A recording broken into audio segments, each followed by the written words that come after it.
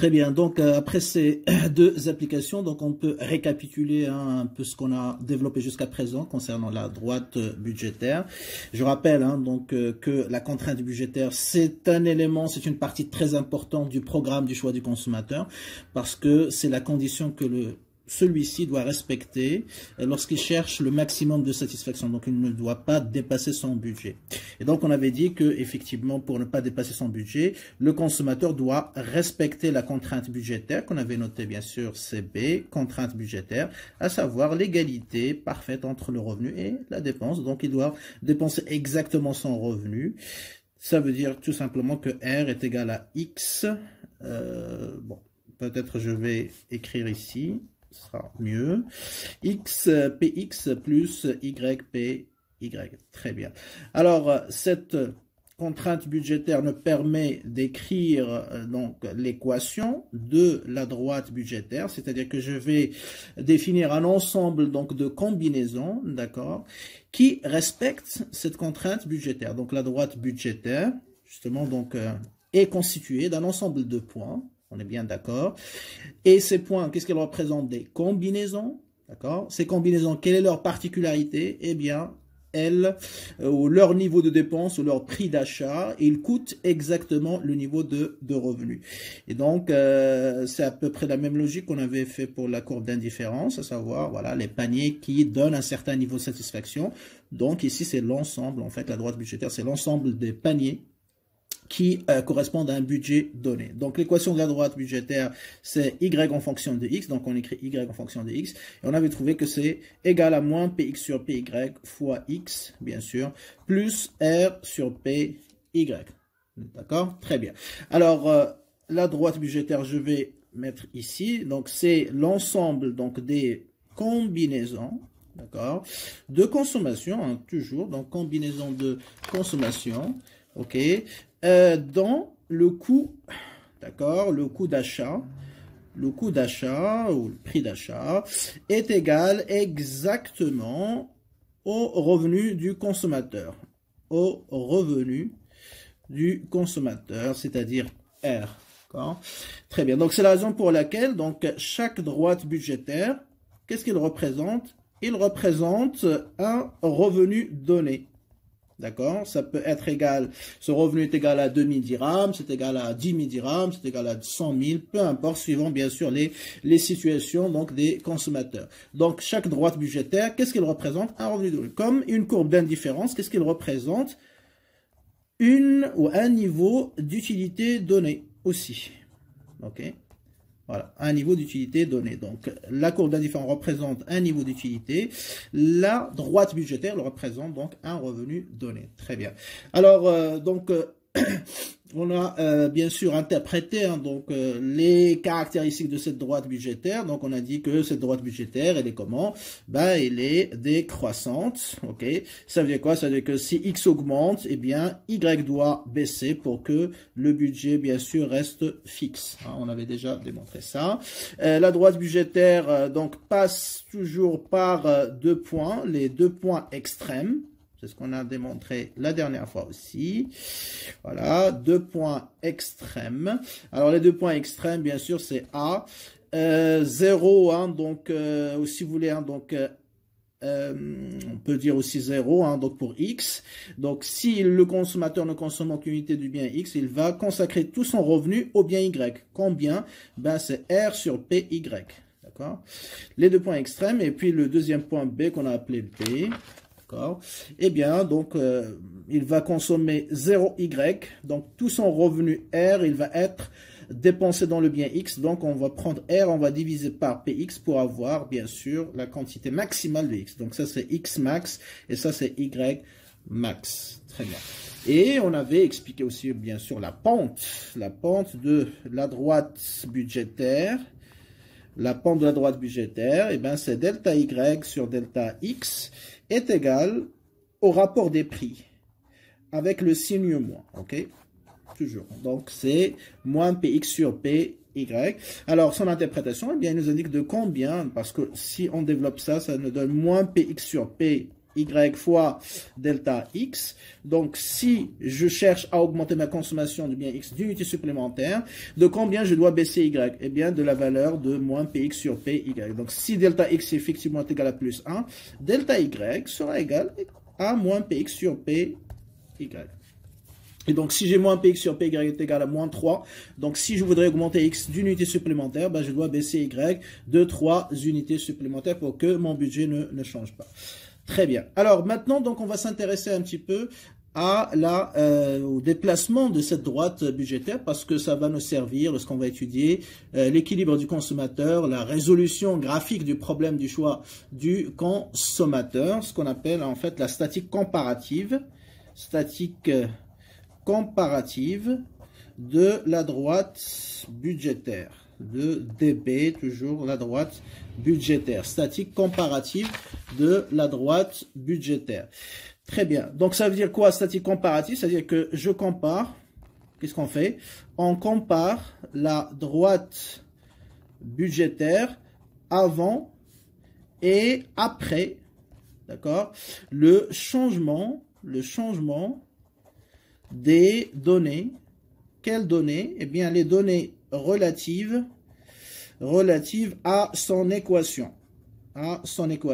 Donc, si je change quelque chose dans son équation, donc l'équation de la droite budgétaire, j'entends bien sûr, eh bien, il va y avoir des modifications concernant cette droite budgétaire. Et donc, on compare avant le changement et après le changement. Qu'est-ce qui se passe?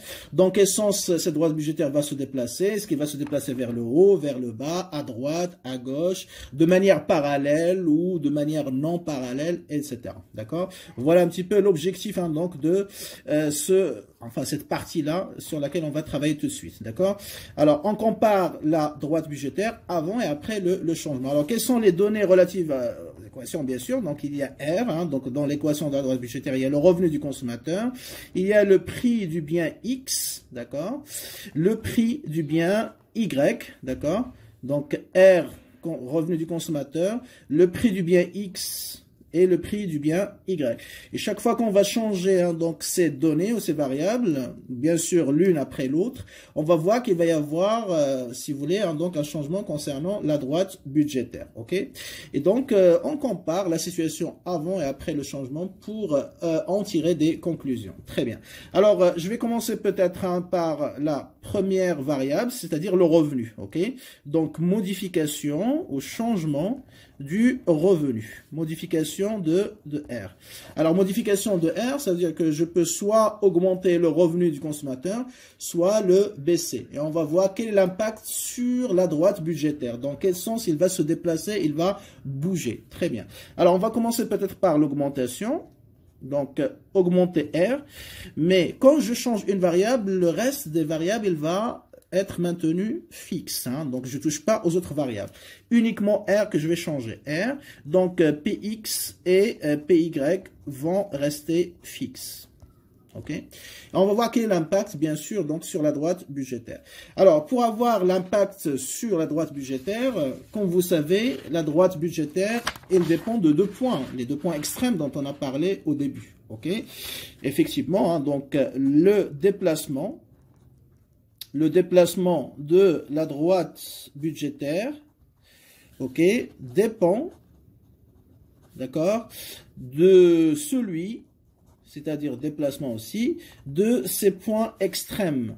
Ça veut dire quoi? Ça veut dire que si les deux points extrêmes, X max, Y max, ne changent pas, ne bougent pas, bah, la droite budgétaire ne va pas bouger non plus. Hein. Donc, si l'un des deux va bouger ou va se déplacer, bah, la droite budgétaire aussi, il va se déplacer.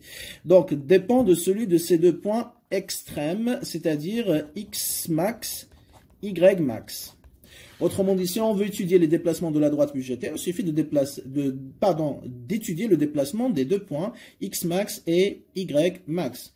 Vous voyez, hein, donc si je vous rappelle un petit peu, hein, donc la droite budgétaire. Donc là, vous avez X max, bien sûr. Hein, donc ça, c'est l'extrémité, la première. La deuxième, ici, vous avez Y max. Donc, si ces deux points-là ne bougent pas, la droite budgétaire, elle va rester identique. Il ne va pas bouger.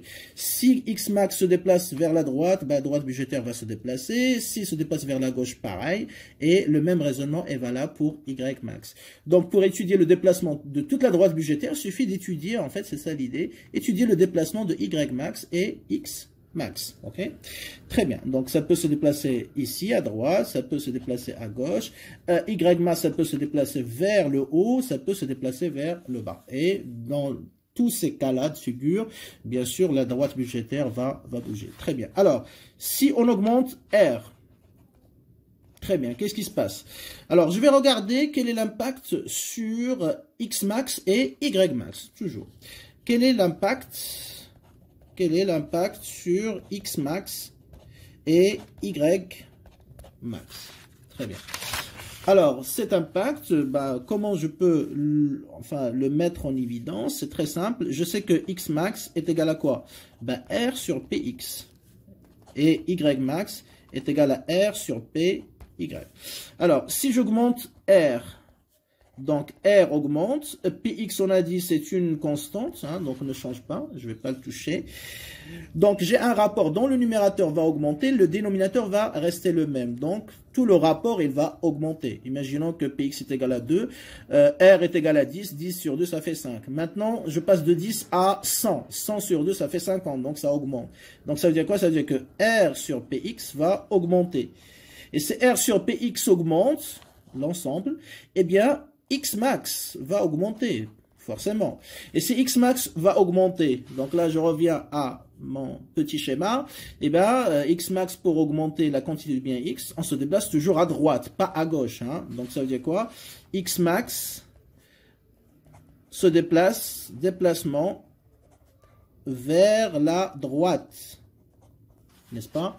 Donc, X max va se déplacer vers la droite. Et se déplace vers la droite, bien sûr.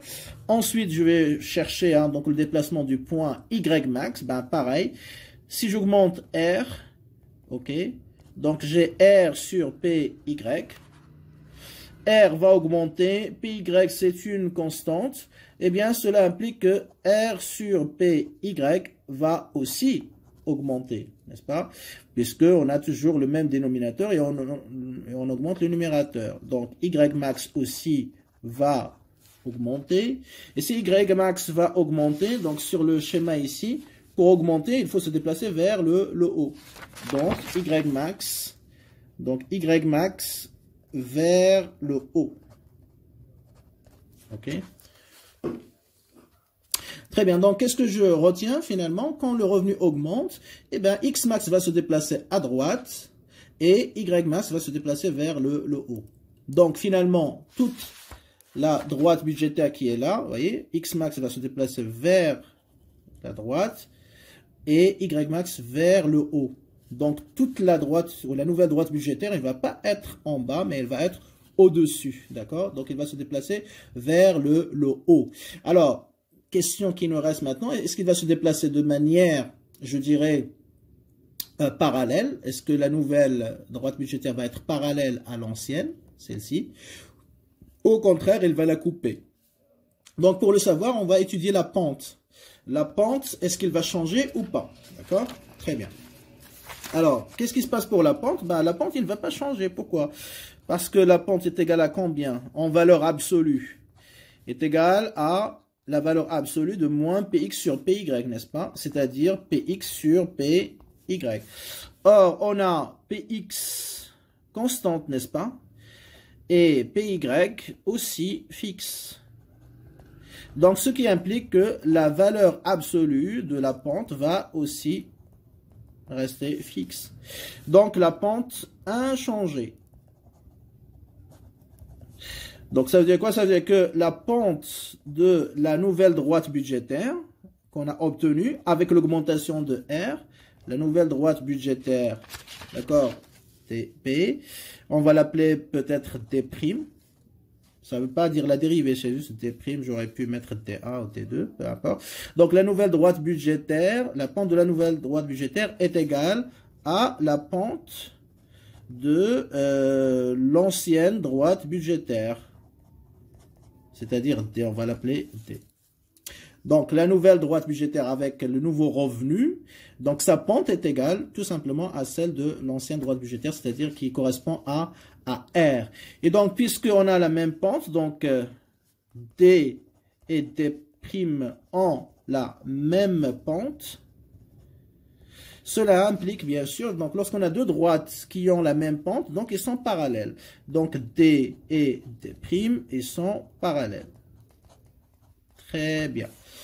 Donc, s'ils sont parallèles, ça veut dire quoi? Ça veut dire que, finalement, la nouvelle droite budgétaire, donc, ou la droite budgétaire, se déplacera de manière parallèle, c'est ça la conclusion de notre raisonnement, de manière parallèle, vers le haut.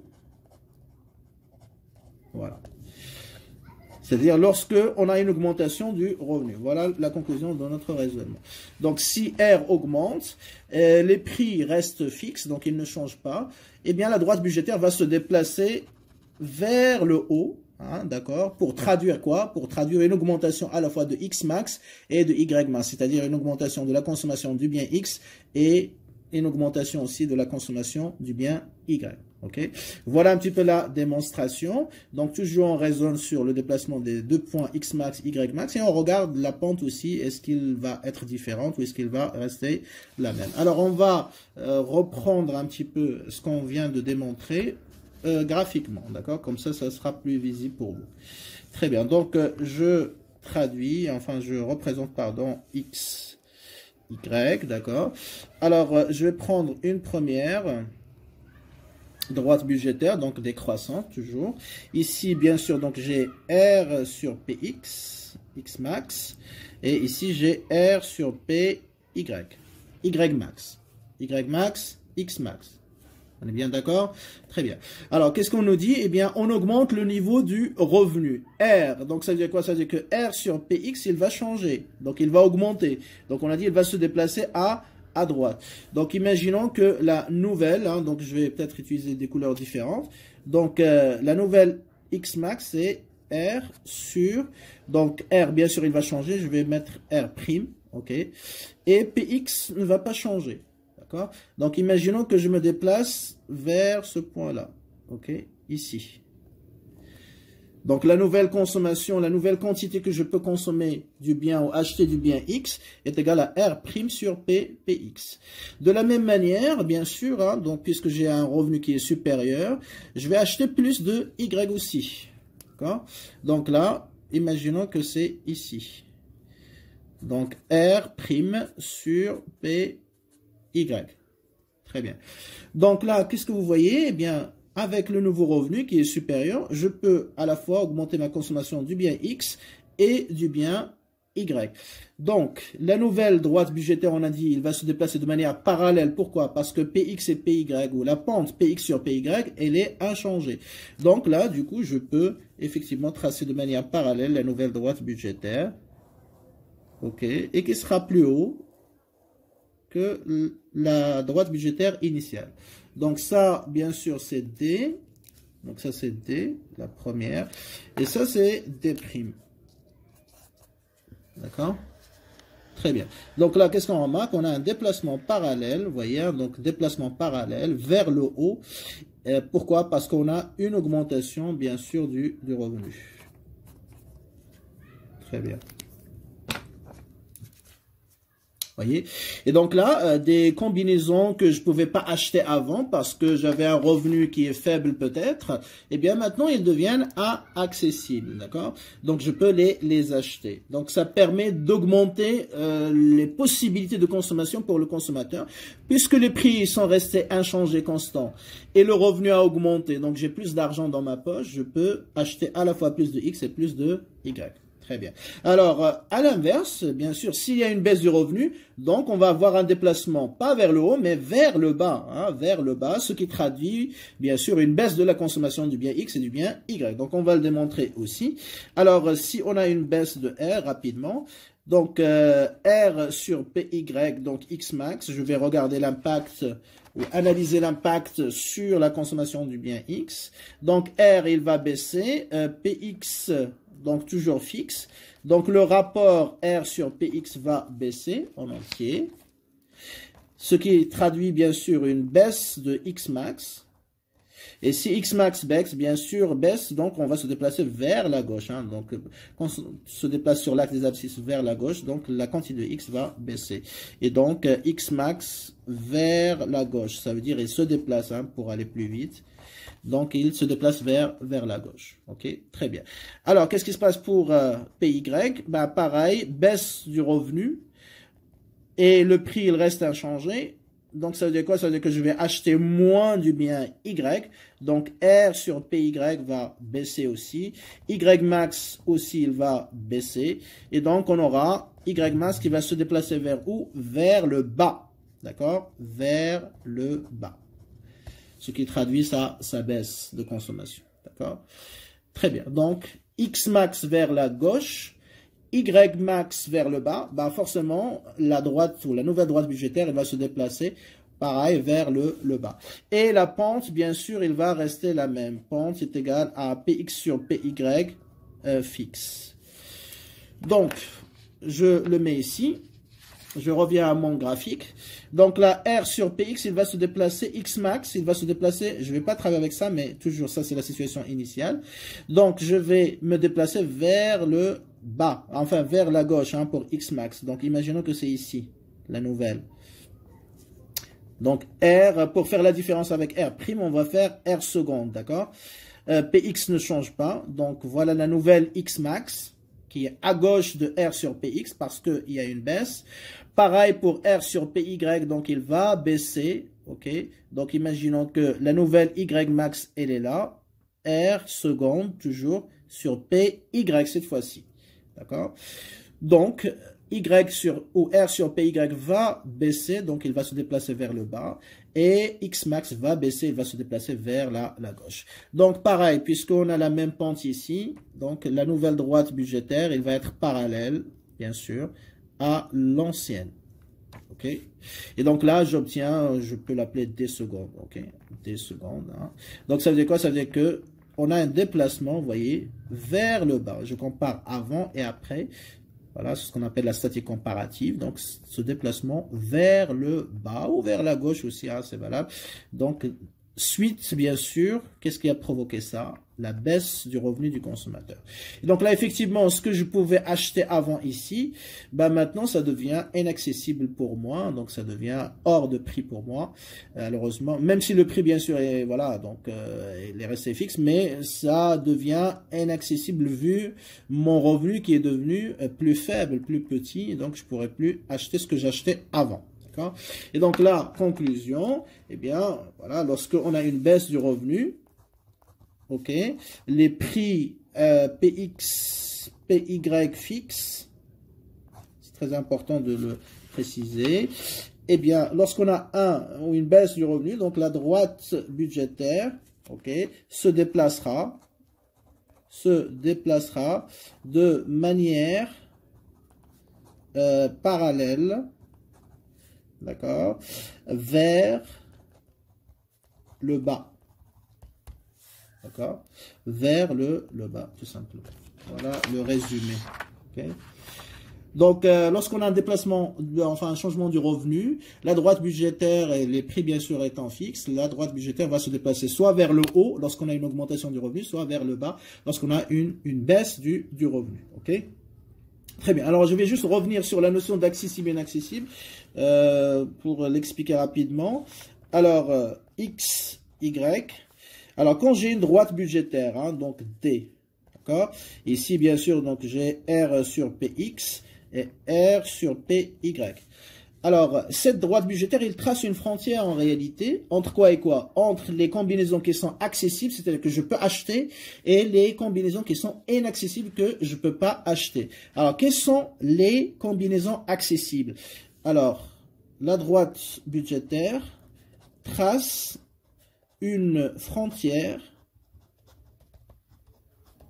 ou si vous voulez, distingue entre les combinaisons accessibles, d'accord, et les combinaisons inaccessibles, accessibles, et celles qui sont inaccessibles, d'accord. Très bien. Alors, quelle est la différence entre les deux? Ben, les combinaisons accessibles, c'est-à-dire on peut acheter, qui peuvent être achetées, acheter avec R, d'accord? Eh bien, ce sont les combinaisons, bien sûr, hein, donc dans le revenu, ok? Soit elle est égale à leurs dépenses, soit elle est supérieure, donc supérieure ou égale à D. Donc, c'est les combinaisons pour lesquelles R est supérieur ou égal à D, d'accord? Donc, soit D, par exemple, D de A est égal au revenu, ou D, c'est la dépense, hein, combien je paye, ok? Et D de A, elle est inférieure à R. Donc, par exemple, j'ai un revenu de 100 dirhams, ok? Donc, si la combinaison me coûte 100 dirhams, donc elle est accessible.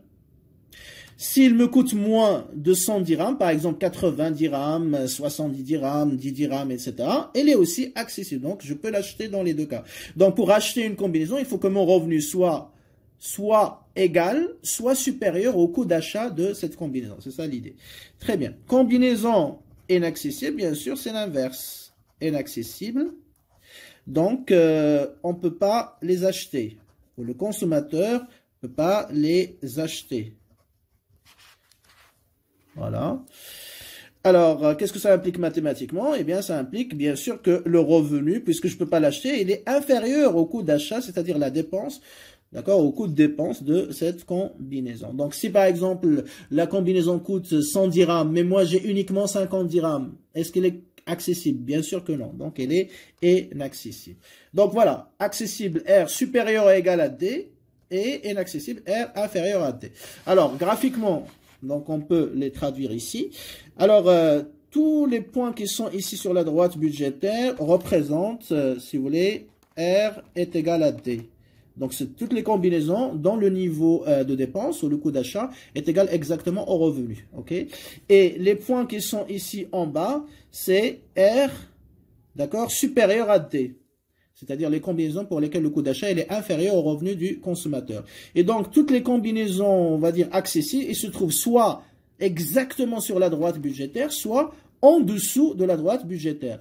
Et donc, finalement, les combinaisons accessibles, c'est toute cette surface assurée. Bien sûr, les points qui sont ici sur l'axe des abscisses, donc on les intègre. Hein. Donc, je mets la couleur verte, ok, mais aussi donc la droite budgétaire aussi. Voilà.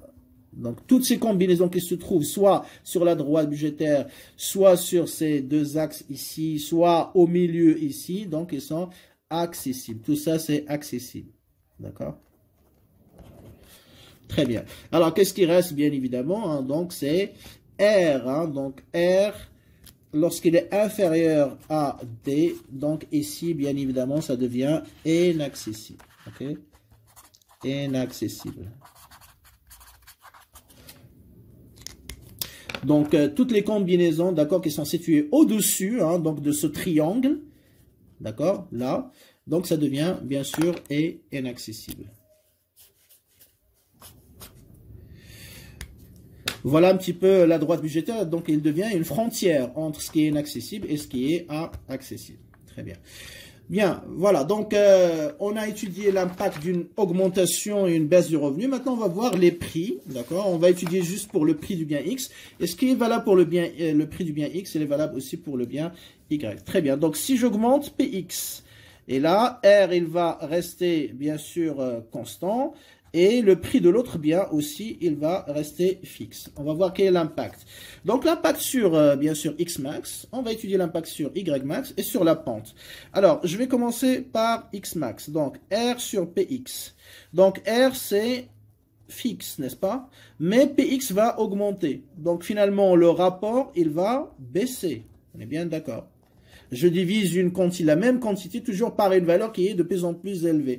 Bah forcément, donc ça va faire baisser le résultat, le rapport. Très bien. Donc X max va forcément baisser. C'est logique hein, parce que le prix du bien X devient plus cher. Donc X max aussi, il va baisser. Et donc s'il baisse, il va se déplacer vers quelle direction? Bien sûr, vers la gauche. Très bien. R sur PY, on va voir Y max. Ben, R sur PY, ça c'est fixe, ça c'est fixe. Donc forcément, hein, donc R sur PY ne va pas changer. Donc Y max va rester une constante, égale à sa valeur initiale. Okay? Donc Y max constante. Maintenant, la pente en valeur absolue. Donc c'est moins PX sur PY, bien sûr on a dit c'est PX sur PY. Donc ça, bien sûr, ça augmente. Ça reste inchangé. Donc le rapport, il va, bien sûr, augmenter. Donc ça veut dire quoi? Ça veut dire que la pente en valeur absolue, il va augmenter. Donc on n'aura pas la même pente que dans le cas précédent. Donc là, la pente, elle a changé, elle est devenue plus élevée. Alors, qu'est-ce que ça implique ça? Ça implique tout simplement que la droite budgétaire, il va se déplacer vers quelle direction? Il va se déplacer vers la gauche, en fait. Il va tourner autour d'elle-même vers l'intérieur ou vers la gauche. On va voir ça graphiquement. Donc, je peux, ou peut-être ici c'est mieux, je peux le tracer ici, d'accord? X, Y, d'accord. Alors, la droite initiale, elle est là. R sur PX, R sur PY.